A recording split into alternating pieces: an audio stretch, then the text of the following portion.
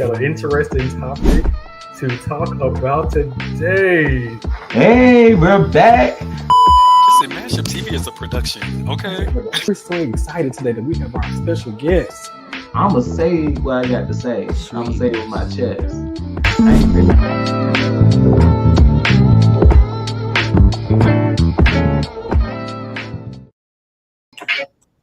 Hello. Oh my gosh. Hey. Hi. What's up? Oh my God, we live? I believe we are. Oh my God. We are live. We are live. Oh my gosh.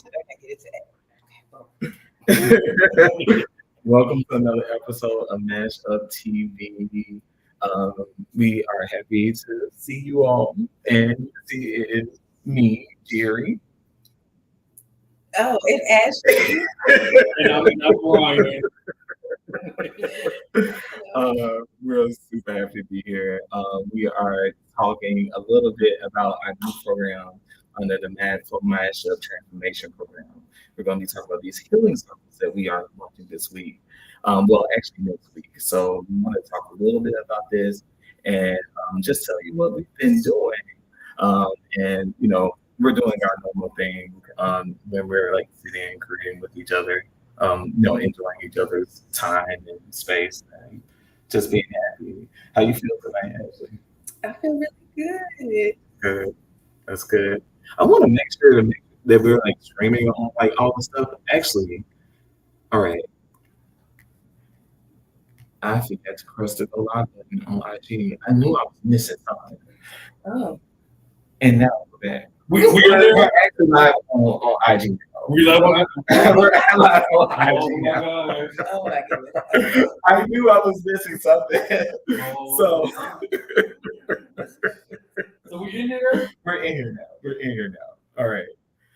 Hello again, everyone. Welcome back to another episode of MashUp TV. It's been a minute. Yes. You had to double check because I was confused at first, so it was my fault. The tech part, but we're not here. This is fun. Yeah. How y'all feel? Let's do a check-in real quick. Let's check in. Jerry, what's your check-in? What's new with you? What's new with me? The fact that I have no hair now. I'm about to hit it Come home.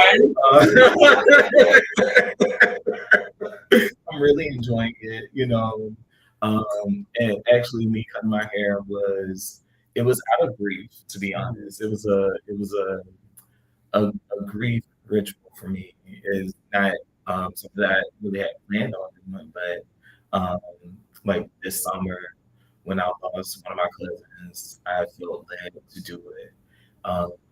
And it was a part of me processing that energy at the time.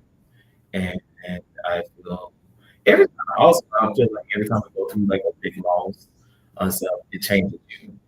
And I think sometimes like people try to move through grief, or they want to get back to normal. There's no normal. There's no normal to go back. You have to find what your new normal is.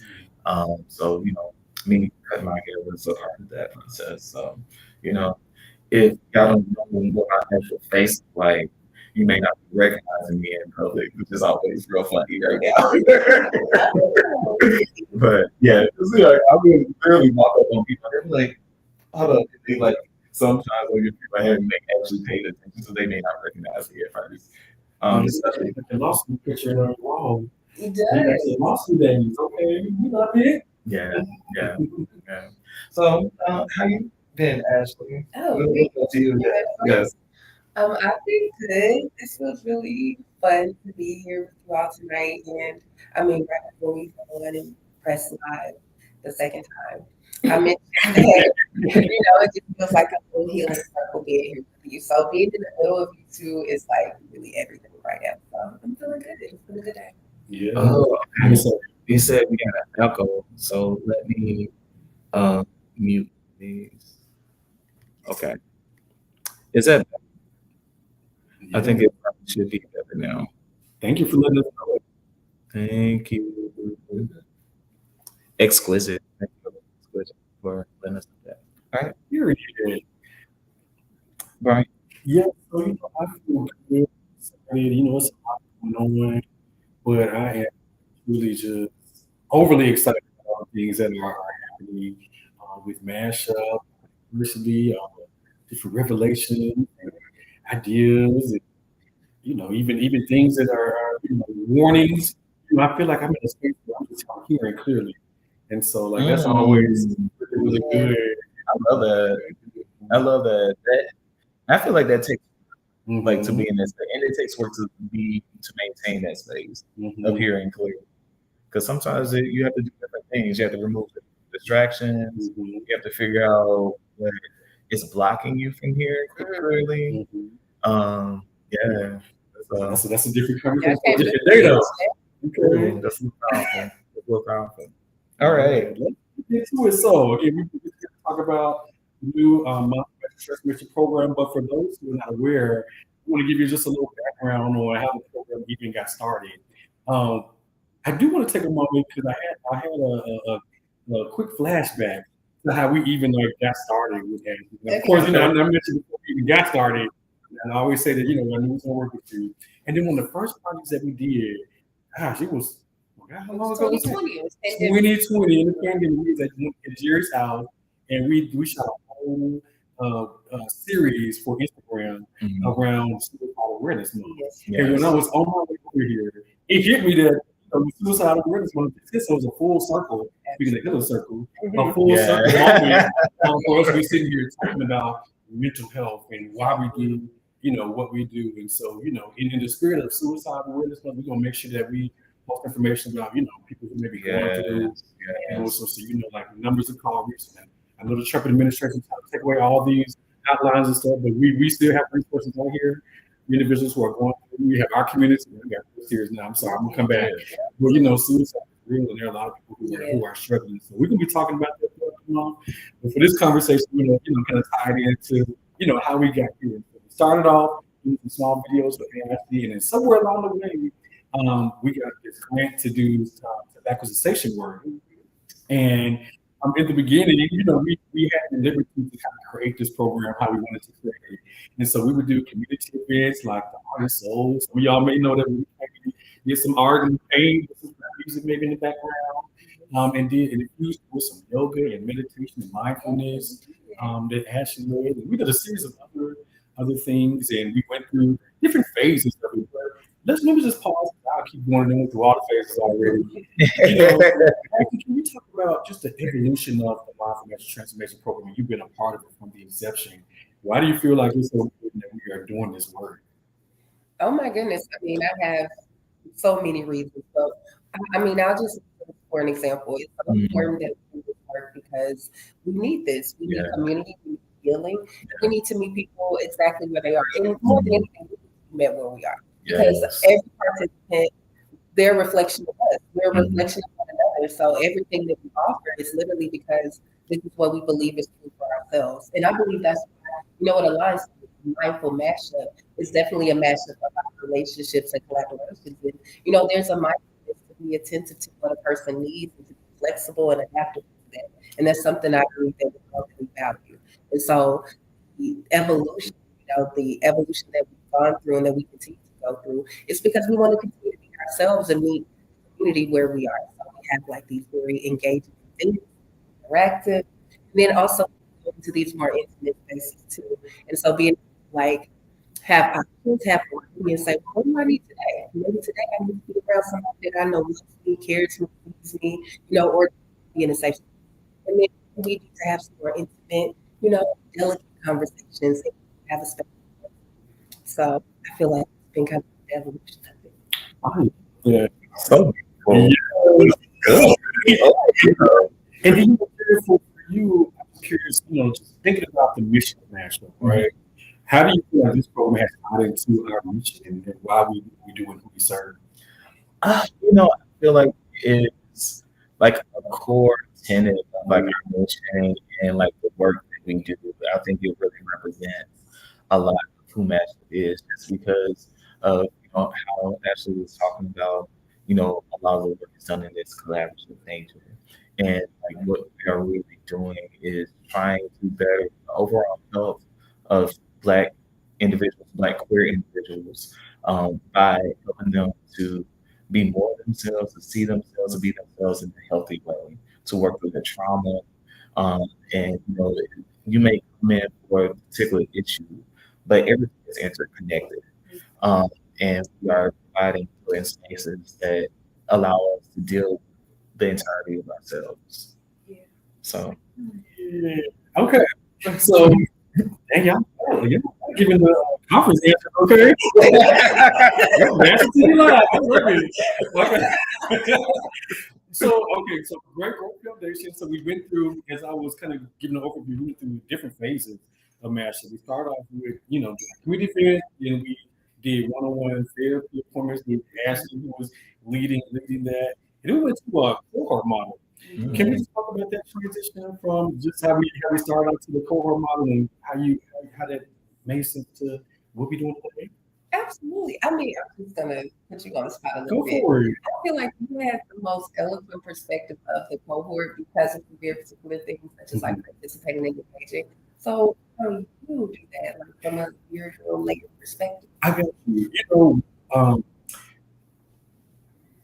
I'm not saying not because there may be other communities who have the same issue, but I'm speaking from the community that I'm intersected in. Right. That therapy over time has been one of those things that has been hard for people to excel. Mm-hmm. We've heard about it. There are people who attend and maybe even talk about it. But for myself, it took me a long time to get to the point where I was out in the community advocating for therapy, advocating for this and that. It was like, Brian, you are here because you're not even in therapy your own self. But I had to deal with it, sit with those wires. There was a hesitation behind it. And so I realized that others were part of my community who also had hesitation. They knew they needed to make a change. They knew there was something they wanted to do, but maybe scared or maybe didn't trust the process. And even if they took the MashUp for one thing, therapy is a big choice and a decision to make. And so we did in the beginning phase, see some hesitation to people, from saying yes, I want to do it, which I didn't acknowledge that. Yes. When I think about a change model, and I'll put on a different hat. When I think about a change model, just the fact that you acknowledge that you need to make a change is a big step. Yeah. And so I want to say I'm not speaking any negative about the hesitation people get into it, because if you say I know the problem, the first step is admitting. Yeah. Now the phase when we had to work, we were trying to get people in the door. Right. And we have them in the door, keeping them in the door. Right. Yeah. And also when I think about like what MashUp is, we are really successful at community. And we're doing things together. And when we have events, when we come together and we share, people just open up.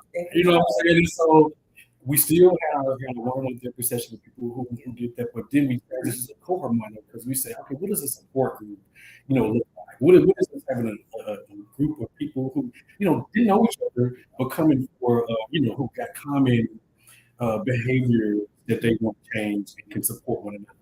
And to me, it opened my eyes. Like, oh God, okay, this is cool. People coming to the art club and doing that. That's fun. People still do their one-on-one therapy. But when I would come into those cohort meetings, people who didn't even know each other were like, I smoked yesterday, and I need to reset and do it over here. But I'm like, baby, it's okay.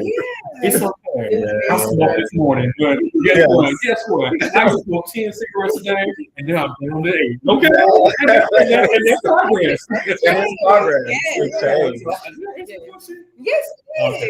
Yes. You asked the question. So oh, shoot.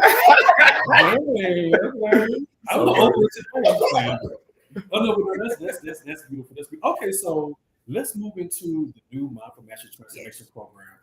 I just out of transparency at the beginning of the year, right after 47 came to office, maybe even right before that, we kind of felt that we lost our major funding. So this program that we've been talking about that is our premier program that has touched so many people.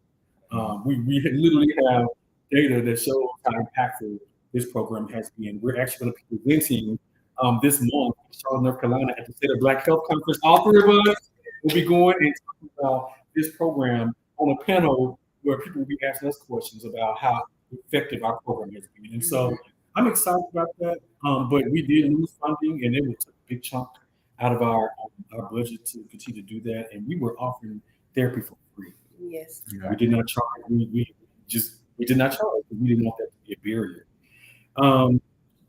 And so when we lost the funding, we had to reimagine what this could look like. Because one thing about mentorship is that even if we don't have the funding, we still try to figure out how to make it work. Right. You still make it work. We're gonna still make it work, okay? Yeah. We're not gonna let this something go to waste if we can help it. Right. You know what I'm saying? Yes. And so now we have reimagined what it looks like, and we have the new Mindful MashUp transformation program that I'm so excited to talk to you all about today. Mhm. Okay, we sat down in this very room right here for about a few hours, okay, and said, how does this need to look? What are some of the feedback that we've gotten? What are some of the mistakes, not even mistakes, but learning curves Right. that we can say that we want to improve upon this program? So, yeah, I'm gonna kick it off to you. I'm kind of talking for a little bit. I'm gonna take a drip break, but talk a little bit about the new structure of the Mindful Transformation Program.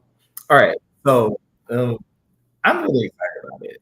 And just to kind of, for people who are familiar with the Mindful MashUp, I just want to remind people what the Mindful MashUp transformation program is about. So originally when we launched it, it was because we had that tobacco cessation grant. It was mostly for people who were trying to stop smoking tobacco. And sometimes we really got to delve into, like, a lot of times we end up delving into other issues and other addictive behaviors. But that was one of the key metrics for having people join the program. Yeah. So now we have opened up the program because we're not tied to funding anymore, which is beautiful. We could really kind of do the work the way that we want to. We opened it up to any addictive behavior. So this program is designed to help people, especially if you are a queer person, deal with any addictive behavior you may have. That may be drugs, it may be sex, it may be smoking tobacco, vape, hookah, it could be eating. It could actually be working out. Working out can be an addictive behavior. Sometimes we think that like addictive behaviors have to look like something extremely unhealthy, but something that you could seem to be healthy could become an addictive behavior. Anything that you are using in order to cope can be an addictive behavior. So this program is designed to help address those addictive behaviors, and there's two parts to it. We're going to have the monthly healing circle event, Yes. And that's going to be led by Ashley Shelley, the Ashley Shelley.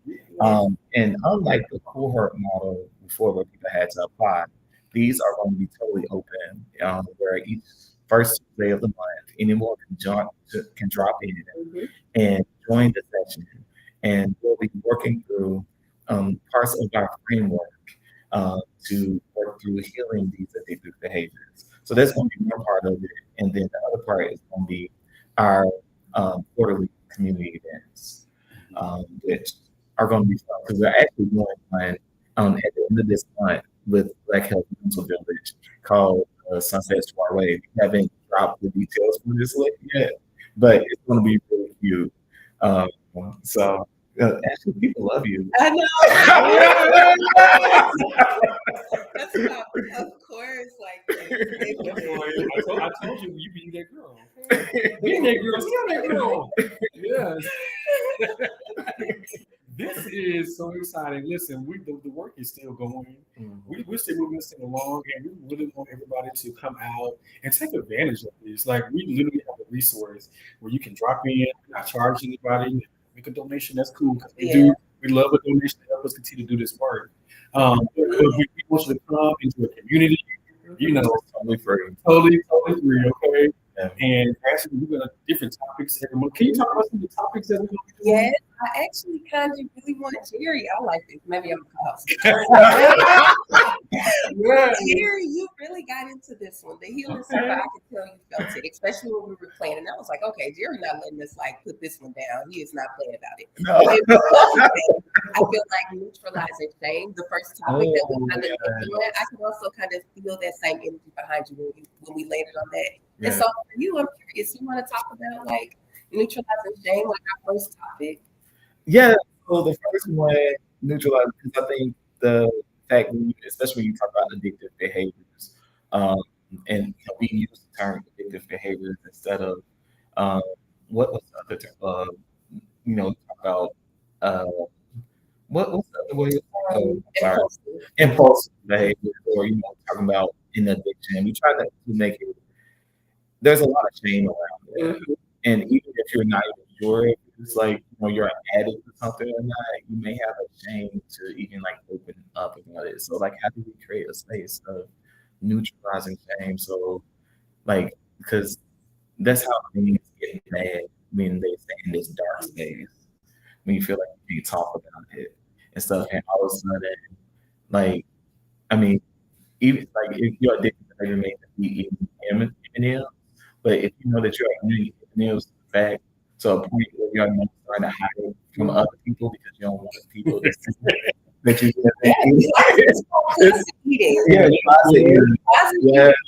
yeah. So we are working through how do we get away from that shame of things, because once it can't heal anything in the dark. You have to bring some light to it. You have to bring some light to it. So speaking of dark, can I go for just a 30 seconds? Oh, so one of my friends told me recently that they were addicted to going to dark rooms. Oh, yeah. Okay. And you would bring this up. This is real bad, okay? If you don't know what dark room is, you have to ask Siri, okay? He was like, I just really feel like I need to take a break from going to the dark room because I'm starting to feel like it's an addiction, and I never saw it. And the part of me was like, does he feel shame for going to the dark room? Because I'm not judging you, so I don't think anybody there in the dark room is judging you. So what is that? And it could, like, these conversations that we have in our healing circles help someone that feel like they have shame from going to the dark room. Yeah, I think I have shame generally about like sexual behavior or going to a dark room. But if I'm going in the middle of the day, 2 days, 3 days a week, I'm like, I did told you I went there last month. I didn't see you 3 other times I went today. That's like the shame. I get that. Actually, I get that. Yeah. I think about other things that I've been addicted to in my past that distracted me from work. It literally like will take the whole day out of me. Yeah. Where I'd be like, dang, I'm sitting here doing this all day. Oh Lord, and it's the next day, and I haven't got anything accomplished. And so it wasn't necessarily the act itself that was horrible, but it took over my life to the fact where it's impacting my life. So I think that's what we're saying. Yeah, that's a relationship with it. And like, I feel like the only way that you can get better at it is, talking about it and like we said, like bringing light to that situation. Ashley, you want to talk about this a little bit more? I think it's more than anything. I feel like both of y'all brought up things that we'll actually talk about, at time. It's like judgment. Sometimes, like in those dark places, even if you're judging yourself, it's just you with it. But when you bring it out into the light, it's like this susceptibility for it to look at me, big word. Okay. People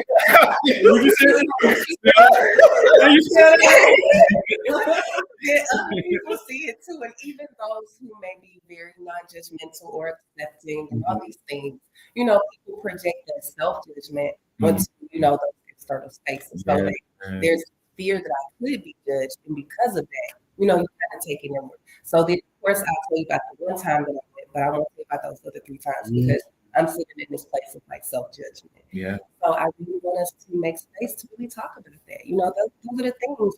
You're just judging yourself. It can be very debilitating. It can be. Well, I'm looking forward to it because even in this conversation, I think the name what my addictive behavior was. Okay. And so I got to go through, being able to, say it out loud and not be ashamed about that. Yeah. Exactly. Well, listen, I hope y'all excited about it. Y'all now. What's the date for the first one and the time and location? So it is next Tuesday, September the 9th at 6 o'clock. 6 o'clock, yeah. At 6 o'clock. It's going to be at where?